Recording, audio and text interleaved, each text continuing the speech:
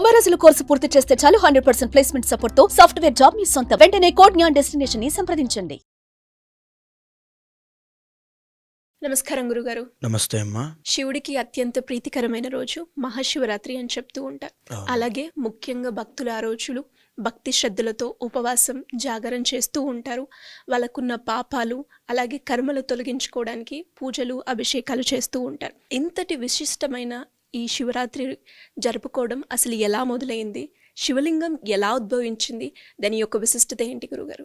వాగర్ధావివ సంపృక్తో వాగర్ధః ప్రతిపత్తయే జగతః పితరో వందే పార్వతీ పరమేశ్వరౌ.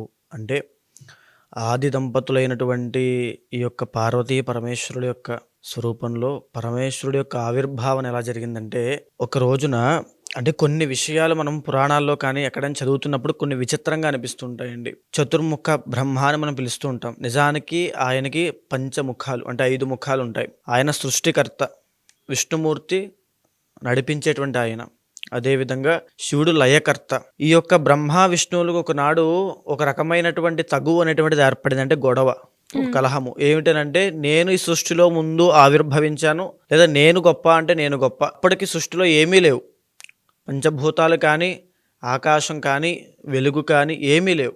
అప్పటికి సృష్టి అంతా శూన్యము, ఒక నిరాకార నిర్వికార పరబ్రహ్మ స్వరూపంలాగా సృష్టి అంతా ఉంది, ఏమీ లేవు ఈ జగత్తులో. ఆ సమయంలో జరిగేటువంటి ఈ తగువులో నేను గొప్ప అంటే నేను గొప్ప అని కొన్ని వందల వేల సంవత్సరాలు బ్రహ్మ విష్ణుమూర్తి ఇద్దరు కూడా గొడవలు ఆడుకోవడం, అదేవిధంగా ఒకరి మీద ఒకరు యుద్ధం చేసుకోవడం, అస్త్రాలు ప్రయోగించుకోవడం లాంటివి ఎన్నో జరిగాయి. అలాంటి సమయంలో ఒక అద్భుతమైనటువంటి ఒక తేజస్సుతో ఉన్నటువంటి ఒక శివలింగ ఆకారంలో ఉండేటువంటి ఒక స్తంభం వాళ్ళకి కనిపించింది.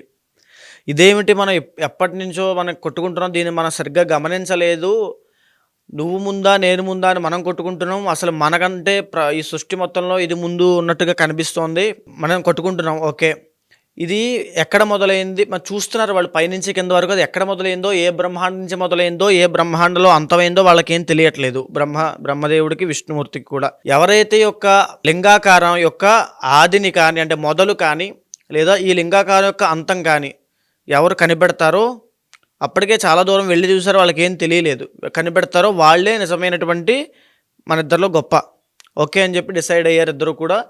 బ్రహ్మదేవుడు హంసవాహనం ఎక్కి పైకి వెళ్ళారు ప్రయాణం చేయడానికి. కొన్ని వేల లైట్ ఇయర్స్ అండి, అంటే ముందుకు అలా ప్రయాణం చేస్తున్నారు ఏమీ కనబడట్లా. విష్ణుమూర్తి వరాహ అవతారం అయితే కిందకి, ఆ యొక్క లింగాకారం కిందకి ప్రయాణం చేస్తూ కొన్ని వేల కాంతి సంవత్సరాల కిందకి వెళ్తున్నారు, ఏమీ కనబడట్లా. కొన్ని లక్షల సంవత్సరాల తర్వాత వాళ్ళు ఆదిని కానీ అంతాన్ని కానీ కనిపెట్టలేకపోయారు. యథావిధిగా మళ్ళా విష్ణుమూర్తి ఆ కాంతి సంవత్సరాలు ప్రయాణం చేసి మళ్ళీ పైకి వచ్చి నేను కనిపెట్టలేకపోయాను అని చెప్పి నిజం ఒప్పుకున్నాడు. కానీ బ్రహ్మదేవుడు అతని యొక్క అహంకారాన్ని లేకపోతే అతని యొక్క గొప్పతనాన్ని చూపించుకోవడం కోసం ఒక అబద్ధం ఆడాడు. అదేమిటంటే, ఈయన పైకి ఎప్పుడైతే ప్రయాణం చేస్తున్నారో ఆ ప్రయాణం చేసేటప్పుడు పైనుంచి ఒక కేతలి పుష్పం అంటే మొగలి పువ్వు, తర్వాత కామధేనువు అంటే ఆవు, రెండు ఆ స్వామిని అర్చించి కిందకు వస్తున్నాయి. మీరు ఎక్కడి నుంచి వస్తున్నారు అని అడిగితే, మేము ఇలా పైన స్వామిని అర్చించి వస్తున్నాము అని అంటే, అది ఎక్కడ ఉంది అంటే మాకు కూడా తెలియదు, ఆది ఏమిటో మాకు కూడా తెలియదు, మేము స్వామిని భక్తితో ఆరాధన చేసి కిందకు వస్తున్నాము అని చెప్తారు. ఓకే, అయితే ఇలా జరిగింది. విష్ణుమూర్తికి నాకు ఇలా చిన్న తగువు, పై నేను చూశాను అని మీరు సాక్ష్యం చెప్పారంటే తర్వాత నీకు కావాల్సిన బెనిఫిట్స్ నేను చేసి పెడతాను అన్నట్టుగా బ్రహ్మదేవుడు వాళ్ళిద్దరికీ చెప్తే వాళ్ళిద్దరూ ఓకే అంటే పుష్పము కూడా అప్పుడు వాటికి చలనం ఉండేది. సో ఇక్కడ మనం గమనించాల్సింది, ఆ రెండు కిందకు వచ్చాయి. బ్రహ్మదేవుడితో పాటుగా విష్ణుమూర్తికి ఈ యొక్క సాక్ష్యం చెప్పాయి బ్రహ్మదేవుడి కోసం. అవును, బ్రహ్మదేవుడు చూశాడని చెప్పి మొగలి పువ్వు చెప్పింది, కామధేనువు తలతో చూశాడని చెప్పింది, తోకతో చూడలేదని చెప్పింది. అంటే సగం అబద్ధం సగం నిజం చెప్పింది. వెంటనే ఏదైతే ఈ డిస్కషన్ అంతా కూడా ఆ యొక్క లింగాకారం, అద్భుతమైన లింగాకారం ముందు అంటే అది సృష్టి అంతా నిండి ఉంది కాబట్టి దాని ఎదుట జరుగుతోంది. వెంటనే ఏదైతే పంచముఖ బ్రహ్మ అనేటువంటి ఆయన అబద్ధం చెప్పాడో, వెంటనే ఆ లింగాకారంలోంచి కాలభైరవ స్వరూపం, మహోగ్ర రూపం బయటకు వచ్చింది. ఏమిటి, నువ్వు నా ఆదిని చూసావా అని చెప్పి, సృష్టిని సృష్టించేటువంటి నువ్వే ఇలా అబద్ధం చెప్తే సృష్టిని ధర్మం వైపు నడిపించేది ఎవరు అని చెప్పి అబద్ధం చెప్పినటువంటి ముఖము, ఆ నోరు ఉంటుంది కదా, ఆ ఒక ముఖాన్ని తీసి స్వామి ఖండించేస్తారు. కాలభైరవుడు ఖండించి ఆ మొగలి పువ్వుని శాపం పెడతారు. నువ్వు అబద్ధం చెప్పావు కాబట్టి ప్రపంచంలో ఈ సృష్టి ఉన్నంతకాలము కూడా నీ పుష్పాలు ఏ పూజకి పనికిరావు, నువ్వు పూజకు పనికిరాని పువ్వు అని చెప్పి శపిస్తారు. అదేవిధంగా ఆవుకి కూడా, కామధేనువుకు కూడా తలతో అబద్ధం చెప్పావు, తోకతో నిజం చెప్పావు కాబట్టి నీ యొక్క తలభాగాన్ని ఎవరు పూజించినా వాళ్ళకి ఇబ్బందులు చేకూరుతాయి, నీ తలభాగాన్ని ఎవరు స్పృశించినా వాళ్ళకి ఇబ్బందులు చేకూరుతాయి. కానీ నువ్వు తోకతో నిజం చెప్పావు కాబట్టి నీ పృష్ఠభాగాన్ని కనుక ఎవరైనా పూజ చేస్తే వాళ్ళకి అద్భుతమైన ఐశ్వర్యాలు కలుగుతాయి అని చెప్పి వరం ఇచ్చారు, శాపము ఇచ్చారు.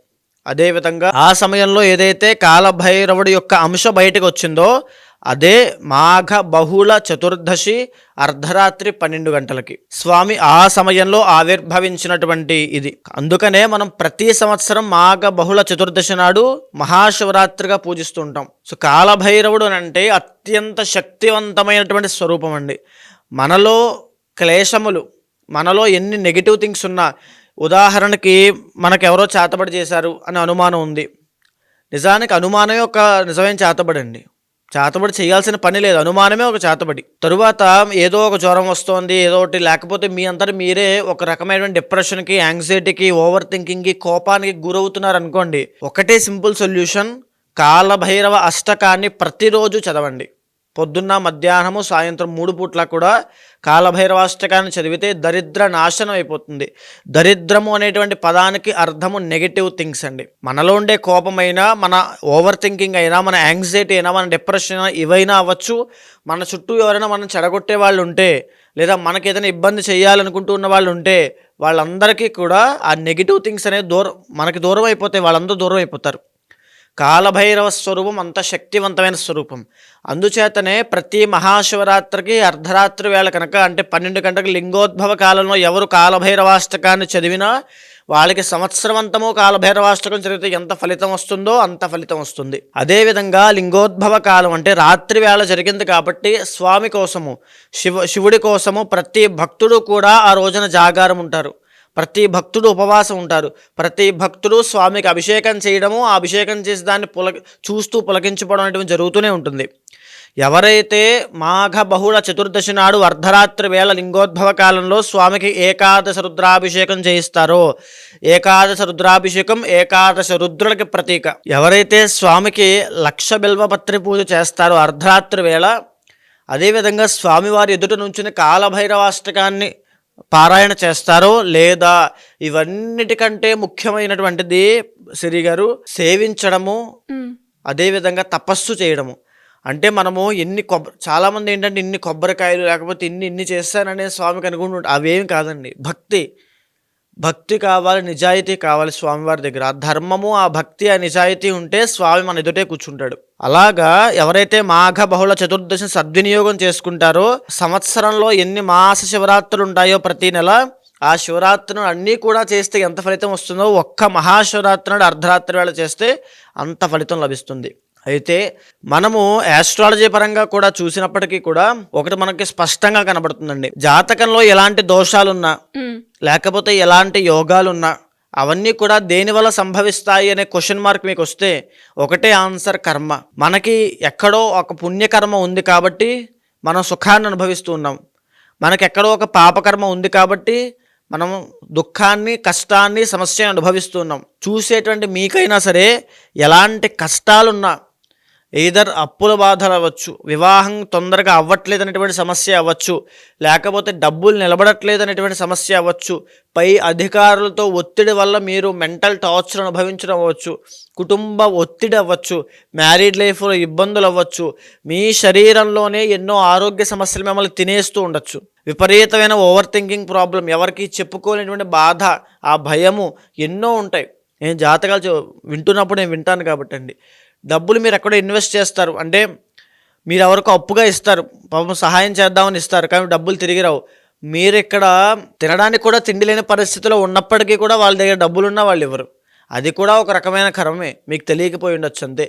సో అదేవిధంగా వృత్తి విషయంలో మీరు ఎంత కష్టపడినా, మీకు ఎంత టాలెంట్ ఉన్నా, మీకు ఎంత కెపాసిటీ ఉన్నా, చిన్నప్పటి నుంచి ఫస్ట్ ర్యాంక్ అనుకుంటారు, కానీ జీవితంలో సెటిల్ అవ్వడం చాలా కష్టపడతారు, వాళ్ళకి తెలుస్తుంది. అదేవిధంగా మీ కుటుంబంలో అవ్వచ్చు, సమాజంలో అవ్వచ్చు, కావాలి మిమ్మల్ని టార్గెట్ చేసి లేకపోతే మిమ్మల్ని ఏదో ఒక ఇబ్బందికి గురి చేయాలని, ఒక నరదృష్టి పెట్టాలని, ఏదో ఒక ఇబ్బంది, ఒక నెగిటివ్ ఫేజ్లోకి తీసుకెళ్తూ ఉంటారు మీ పని మీరు చేసుకుంటూ ఉన్నప్పటికీ కూడా.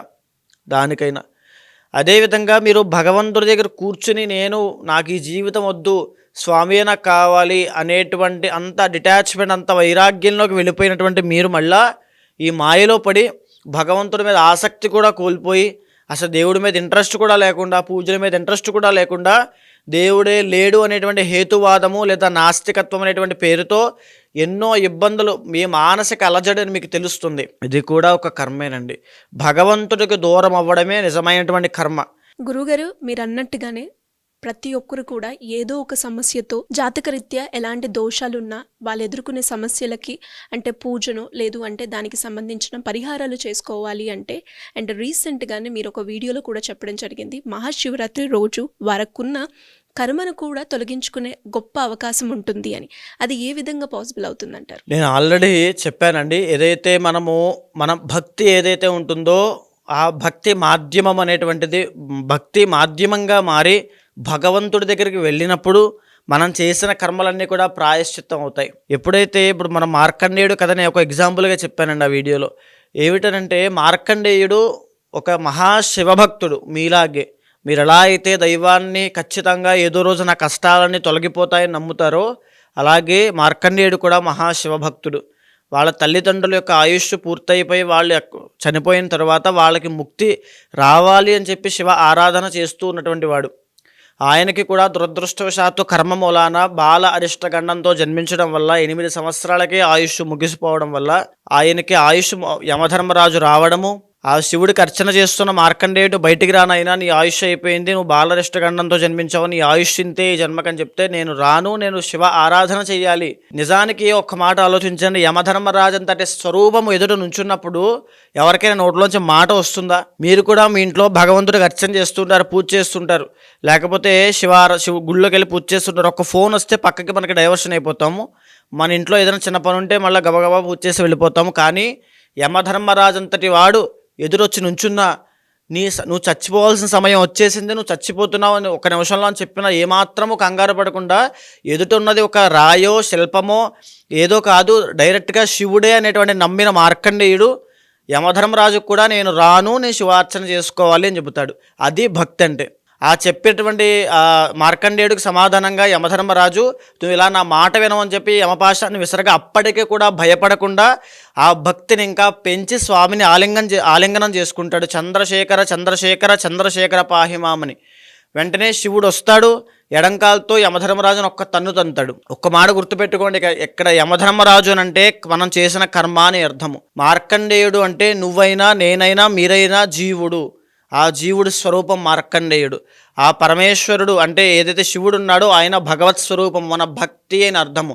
ఎప్పుడైతే ఈ జీవుడు భక్తితో ఒక స్వామిని కానీ ఒక మంత్రాన్ని కానీ ఒక పూజను కానీ నమ్మి మనసా వాచా కర్మను ఆచరించినప్పుడు ఆ భక్తి ఆ కర్మని ప్రాయశ్చిత్తం చేస్తుంది, మనం ఉన్నటువంటి దోషాలని తొలగిస్తుంది. మార్కండేయుడు చిరంజీవి అయినట్టుగానే మీరు కూడా మహదైశ్వర్యవంతులు అవుతారు. ఈ ఫిబ్రవరి 26వ తారీఖున నేను చేసేటువంటి కర్మ ప్రాయశ్చిత్త రుద్రతంత్రంలో పాల్గొనండి. ఎవ్వరు ఎలాంటి కష్టాలతో అనుభవిస్తున్నప్పటికీ కూడా ఈ కార్యక్రమంలో పాల్గొన్న ప్రతి ఒక్కరికి ఆ రోజు తరువాత నుంచే తక్షణమే మీ సమస్యలన్నీ తొలగించబడతాయి. ఆ రోజు లింగోద్భవ కాలంలో స్వామివారి యొక్క సేవ చేయండి. మీకు కనిపించే నెంబర్కి కాల్ చేయండి, వారు పూర్తి డీటెయిల్స్ మీకు అందిస్తారు. తప్పకుండా పాల్గొనండి, మీ కర్మని ప్రాయశ్చిత్తం చేసుకోండి. ధన్యవాదాలు గురుగారు. నమస్తే అమ్మా.